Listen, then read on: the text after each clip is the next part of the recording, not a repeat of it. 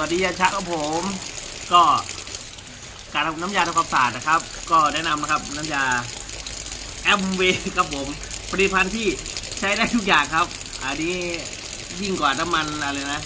ครอบจักรวาลนะครับนี่ก็ไว้ซักผ้าไม่ใช่ดิไม่ใช่ซักผ้าล้างจานนะครับล้างจานต่างๆนะครับแล้วก็อเนกประสงค์ครับแล้วก็แบ่งมาผสมน้ำนะครับแล้วก็ใส่ไปนะครับก็เอามาทำความสะอาดนะปอกไม้ก๊อฟครับก็ซักนะครับ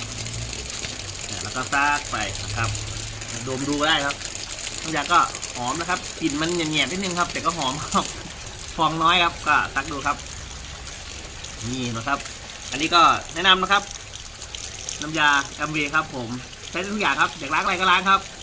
แต่ล้างใจไม่ได้นะครับล้างได้แต่อุปกรณ์นะครับที่มันอยู่ในบ้านเราครับแต่ล้างใจนี่ก็ต้องไปหาล้างที่อื่นนะครับผม